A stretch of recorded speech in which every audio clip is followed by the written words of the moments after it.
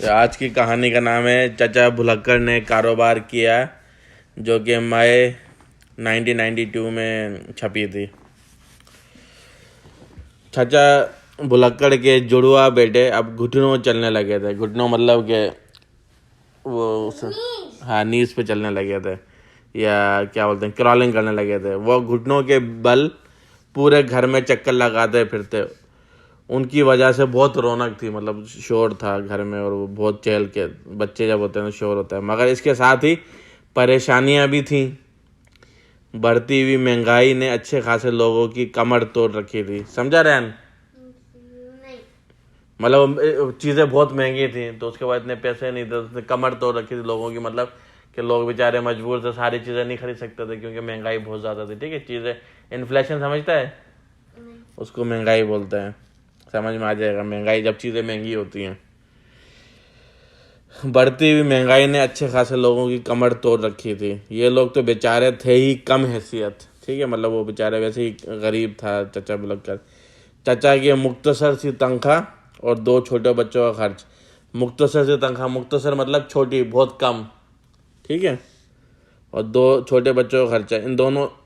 इन दिनों चाचा हर वक्त कुछ ना कुछ सोचते रहते थे। ठीक है, आज जुम्मा था, छुट्टी का दिन था। हुमेरा ने चाय की प्याली मियाँ के हाथ में थमाई और कहा, आप बहुत खामोश हैं, कोई ख़ास बात है क्या? मैं बड़ी देर से देख रही हूँ कि आप बराबर द्वार को घूरे जा रहे हैं। कई बार आबिद और शायद आपसे मुखातिब भी कर चुके। मुखातिब मतलब आपसे बात भी, उन्होंने आपको बोला भी, कुछ मुखातिब भी कर चुके, मगर आपने तवज्जो ही नहीं दी, सुना ही नहीं कुछ। चचा बुलक्कड़ एकदम चौंक पड़े और बोले, हाँ बेगम, मैं वाकई परेशान हूँ। आखिर कुछ वजह भी तो पता चले। मैं समझा था कि शायद इस साल मेरी तरक्की हो जाए, मतलब मुझे प्रमोशन मिल जाए, मगर कुछ भी ना हुआ। अब सोचता हूँ खर्चा किस तरह चलेगा, मतलब घर के जो ये किस तरह से चलेगा घर। बस यही फ़िक्र है। आप बिला वजह फ़िक्रमंद होते हैं। सब कुछ ठीक ठाक चल रहा है, अल्लाह मददगार है। वो तो ठीक है, मगर हमें कुछ ना कुछ करना चाहिए। तुम्हारे पास दो बच्चे पढ़ने आते हैं, वो भी चले गए, मतलब वो ट्यूशन पे आते थे। अब कुछ तो करना ही होगा, मगर हम कर भी क्या सकते हैं? भाई यही तो मैं सोच रहा हूँ इतनी देर से, कुछ तुम भी दिमाग लड़ाओ। मैं तो जा रही हूँ बावर्ची खाने में, आप दिमाग लड़ाइए। ये कह के हुमेरा चली गई। आखिर सोचते सोचते चचा बुलक्कड़ के दिमाग में तरकीब आई और वो हुमेरा को बताए बगैर दरवाज़ा खोलकर घर से निकल गए। हुमेरा ने जाते देख लिया था, मगर कुछ पूछना मुनासिब ना समझा। मतलब कि उसने कहा कि मतलब कि सही है, कि ऐसा सही नहीं लग रहा है कि उनसे पूछूं किधर जा रहे हैं। आधे घंटे बाद चचा बुलक्कड़ मुस्कुराते हुए घर में दाखिल हुआ। चहक कर बोले, भाई हो गया काम? कैसा काम, कुछ पता तो चले? हुमेरा ने हैरानी से पूछा। मैं बेकरी वाले से बात कर आया हूँ। मैं अब भी कुछ नहीं समझी, हुमेरा ने उलझ के कहा। भाई ऐसा करो कि 2 दर्जन बर्गर बना लो। बेकरी वाला अपनी बेकरी पे रखने पे राज़ी हो गया है। ठीक है, कुछ कमीशन वो ले लेगा। फ़िलहाल 2 दर्जन ठीक है, अगर बिक गए तो और ज़्यादा बना लेना। समझा रहन?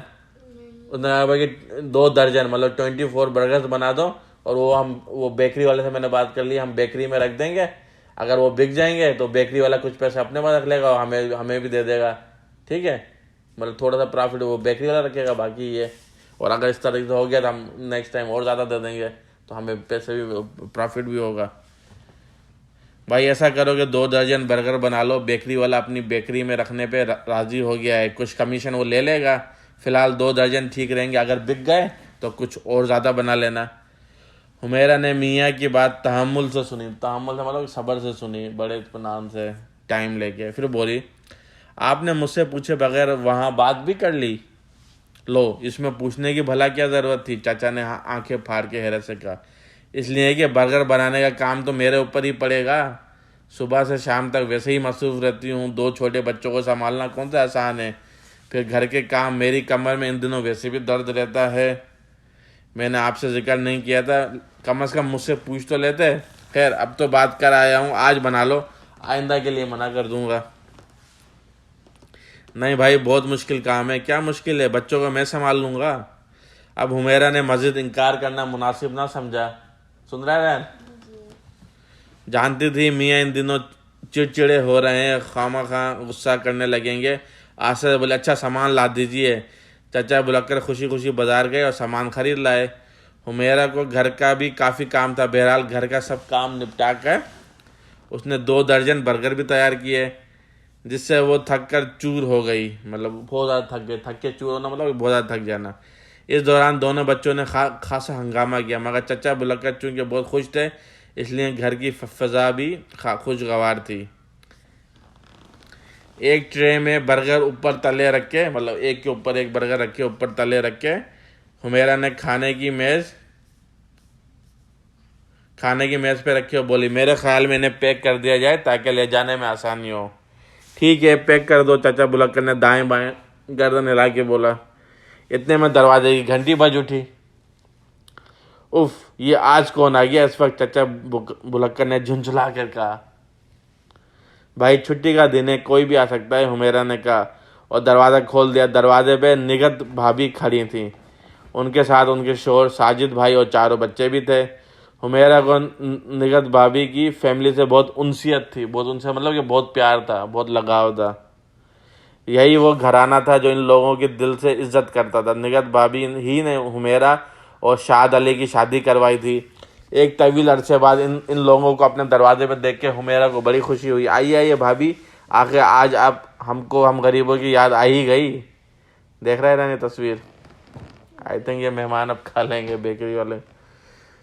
सब अंदर आकर बैठ गए। सलाम दुआ के बाद निगत भाभी ने कहा, हम लोग ईद पे ना आ सके थे, सच बहुत शर्मिंदा हूँ। आज छुट्टी थी और तुम्हारे साजिद भाई को फुर्सत भी, इसलिए निकल पड़े। बच्चे भी बहुत दिनों से तुम्हारे घर आने को कह रहे थे। चाचा भी इन्हें देख कर खुश थे। हुमेरा भाग के बावर्ची खाने में गई और चूल्हे पर चाय का पानी रख दिया। निगत भाभी के यहाँ हमेशा इन लोगों की काफ़ी खातिर मदारत होती थी। मतलब वो बहुत अच्छा जो ना, जब जाते थे खाने पीने बहुत ज़्यादा करते थे, खातिर मदारत होती थी। आज वो यहाँ थी और हुमेरा उनके लिए बहुत कुछ करना चाहते थे। उसने जल्दी से चाय दम की। बर्गर तो पहले से ही तैयार रखे थे। सबने खुश दिली से चाय पी और हुमेरा के बनाए हुए बर्गर बहुत पसंद किए और 1 घंटा बैठकर वो लोग चले गए। अब चाचा सर पकड़ बैठे थे। हुमेरा सब समझ रही थी, बोली कोई बात नहीं, एक तरीके से अच्छा ही हुआ, भाभी की अच्छी खातिर मदारत हो गई। वैसे भी मुझे कौन सा कारोबार करना था, मगर काफ़ी पैसा खर्च हो गया। और फिर चाचा भी खुद भी बर्गर खा रहे हैं, देख तस्वीर में, काफ़ी पैसा खर्च हो गया। फिर मैं बेकरी वाले से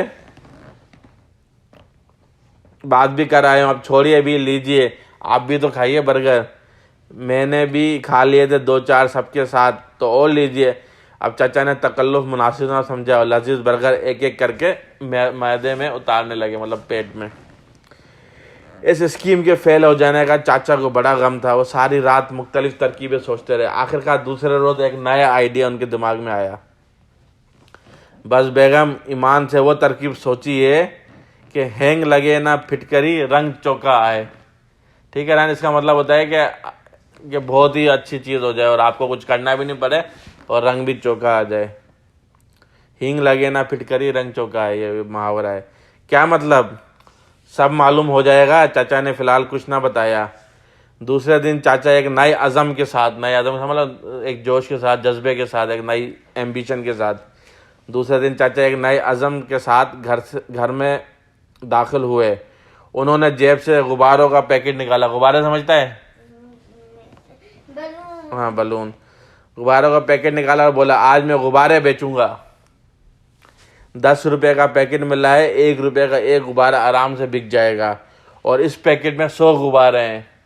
समझा रहन? उन्होंने एक गुब्बारा फुला के बेचूंगा तो वो 1 रुपये का बिकेगा और इस पैकेट में 100 हैं तो 100 रुपीज़ मिल जाएंगे मुझे, जबकि मैंने सिर्फ 10 रुपीज़ में बाई किया है। आपको आखिर हुआ क्या है? कारोबार करने की धुन खामखाम दिमाग में समा गई। ये काम आपके बस का नहीं। हुमेरा ने समझा, क्यों नहीं है? तुमने आखिर मुझे समझा क्या है? मैं तुम्हें कारोबार करके दिखाऊंगा। हाँ, जैसे पहले दिखा चुके, हुमेरा जल कर बोली। तजर्बे से ही इंसान कुछ सीखता है। देखना इस बार कितना मुनाफा होगा। चाचा ने सब गुब्बारों को फुला लिया और वो गैस भरने का सिलेंडर भी किसी से मांग लाए थे। चनाचा गैस भरे, रंग बिरंगे गुब्बारे हवा में लहराने लगे। सबको धागे में बांधकर एक बांस में बांध दिया। ठीक है, एक बेम्बू में बांध दिया। शाहिद और आबिद भी गुब्बारों की तरफ देख रहे थे और एक एक गुब्बारा दोनों बच्चों को दे दिए। कैसे कैसे चहक रहे हैं। हुमैरा ने लजाजत से कहा, नहीं हरगिज़ नहीं, कारोबार इस तरह नहीं होता। अगर मुफ्त गुब्बारे बंटने लगे तो हो चुका कारोबार। हुमैरा का गुस्सा आ गया। वो अंदर से 2 रुपये निकाल लाई और ये लीजिए 2 रुपये, और दोनों को एक एक गुब्बारा अपने बच्चों को दे दीजिए। ठीक है ना, कहता तरकीब की। चाचा बुलाकर ने मुस्कुरा के 2 रुपये जेब में रखे और एक गुब्बारा बच्चे को दे दिया। खैर जनाब, चाचा गुब्बारे का बांस देख रहे हैं ना, ये बांस, उसने ये पहले पेज पे तस्वीर थी, ये दिखाता हूँ। देख रहा है, ये बांस है, उसमें ये इसने गुब्बारे फुलाए हुए हैं। ठीक है, अब ये शायद हाँ, किधर थी कहानी। खैर जनाब, चाचा गुब्बारे का बांस कंधे पे रख के बाहर निकले। चंद एक बच्चों ने गुब्बारे खरीदा। चाचा बहुत खुश हुए। ये स्कीम कामयाब जा रही है, मुनाफा बख्श भी थी। अब तो बेगम उनकी लियाकत की कायल हो जाएंगी। लियाकत की कायल मतलब कि उनकी इंटेलिजेंस की, अकल की। आमदनी होगी तो पिछले नुकसान का गम भी जाता रहेगा। गुब्बारे वाले किसी ने दूर से पुकारा। रहा देख रहा है ये क्या हो रहा है उस बेचारे को, गिर गया लगता है। गुब्बारे वाले किसी ने दूर से पुकारा। यहाँ थोड़ा सा मिटा हुआ है। मिटा हुआ नहीं, जो पीछे के रंग में लाता है उसके साथ। हाँ, तो उसके साथ तो दिखने में मुश्किल हो रहा है। रुक जा। गुब्बारे वाला किसी ने पीछे पुकारा। फिर अचानक क्या हुई और वो गिर पड़े। चाचा, अच्छा हाँ, वो बांस ऐसे लेके जा रहा था ना, तो किसी ने पुकारा, पीछे से आवाज़ दी, तो वो ऐसे मुड़ा तो बांस शायद उसके ऐसे फंस गया होगा ना, ऐसे उसने पकड़ा हुआ था, तो वो गिर पड़ा। ठीक है, फिर ना जाने कैसे बांस में बंधी हुई डोरी भी खुल गई। ठीक है, वो था ऐसे गिर गया बांस के साथ।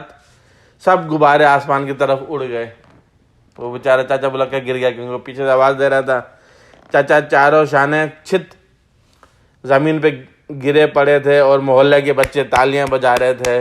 लाल, हरे, नीले, पीले गुब्बारे फ़ज़ा में उड़ रहे थे। फ़ज़ा मतलब एटमॉस्फेयर में, जो हवा में। और चाचा की हसरत भरी निगाहें गुब्बारों को तक रही थी।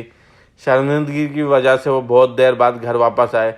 उनके आने से कबल ही मतलब पहले ही, उनके आने से कबल ही पड़ोसी के बच्चे अहमद के ज़रिए हुमैरा को पूरी बात मालूम हो चुकी थी। मियाँ जी की उतरी हुई सूरत देख के उन्हें तरस आ गया। उतरी मतलब ये ऐसे जो होती है सूरत।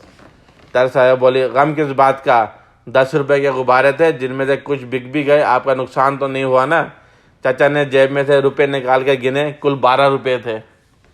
हाँ बेगम, ये कुल 12 रुपये हैं। 2 रुपये का मुनाफा हो ही गया। 2 रुपये प्रॉफिट हो गया। कौन से 2 रुपये? वही जो मैंने शाहिद और आबिद के गुब्बारों के लिए दिए थे। हुमैरा ने हंसी रोक के बोला, मतलब वही 2 रुपये का प्रॉफिट जो मैंने आपको दिए थे अपने बच्चों के लिए। वो 2 रुपये, अच्छा खैर हिसाब बराबर हुआ, ना नुकसान हुआ ना प्रॉफिट हुआ। ये क्या कि चाचा लंबे लंबे बिस्तर पर लेट गए। वो कुछ सोच रहे थे। हुमैरा अंदाज़ा ना कर सकी कि मियाँ ने कारोबार ना करने का फैसला किया है या वो किसी और कारोबार का मकसद बना रहे हैं। कहानी ख़त्म। पैसा हजम।